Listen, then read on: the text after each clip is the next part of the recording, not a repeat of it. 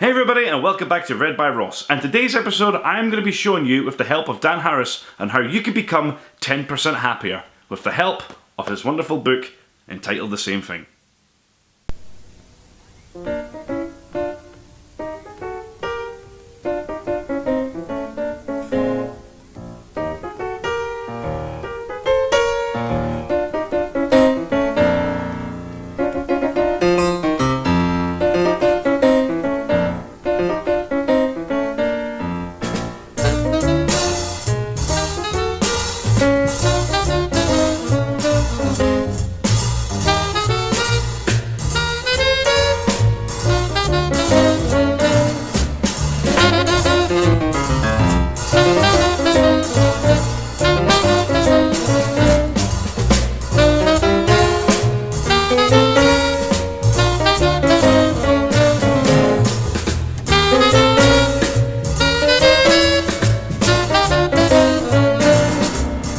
So for those of you who don't know, Dan Harris is an American newscaster who famously, or infamously at the time, had a panic attack live on air. The footage is on YouTube and it is a very heartbreaking sight to see, because unfortunately this poor guy looks so terrified in front of the camera that he has no idea what he's going to be doing with himself.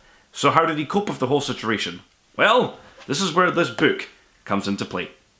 So Dan Harris then goes on this epic journey to try and figure out what it is that caused him to have the panic attack in the first place. And he starts thinking about all his life and the consequences that led up to it. And ultimately it's a figure of all these different things. Work, drugs, work-related stress, and most of all, trying to achieve a higher level of something that you're not ready to achieve yet. And because of this, he ends up pushing himself towards a very painful limit, which of course brings on the panic attack.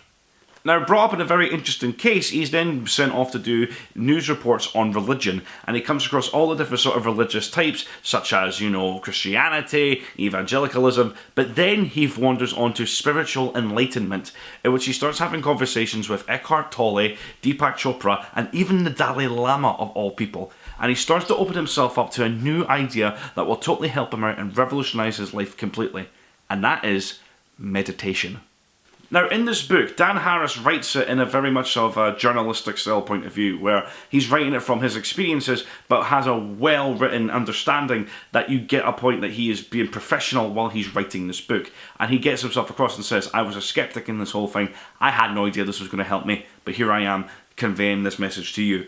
Because he pretty much breaks down the most beautiful things about meditation in a non-spiritual enlightenment sort of way. For people who are skeptical about the whole idea of meditation, he shows the ways of why it works and why it's beneficial.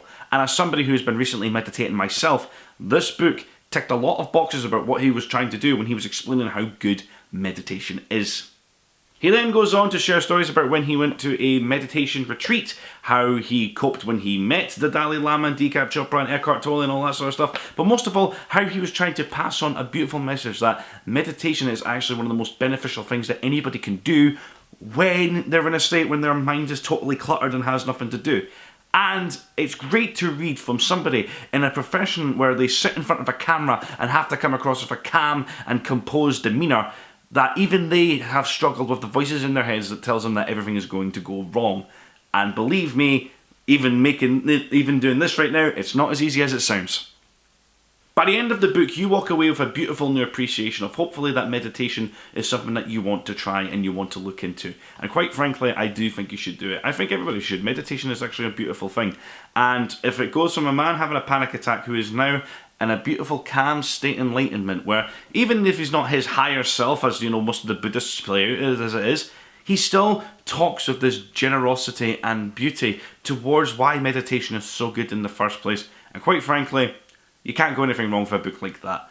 And I like reading about how, even though he admits that he was skeptical at first and he didn't quite believe where people were coming from when he was talking about it in the first place, he gave them the time to realise actually they were trying to do good. And that helped him out when he went back to meditation and stuck with it. And now he is what he calls himself 10% happier. So, if you're up for reading a lovely true life memoir about a man overcoming his own anxieties through the power of just turning off your brain through meditation, this is the book for you. Check it out, 10% Happier. Okay, that just about wraps us up for this week. Join me next time when I'll hopefully have another new book review for you. And hopefully I'll sit down with another good book and talk about that. And until the meantime, leave the comments about what you want me to read next, or if you have any book suggestions. I look forward to hearing from you all. Ladies and gentlemen, this has been Ross Hepburn. Thank you very much. Take care. I've recorded 2 videos in a day. I'm really exhausted.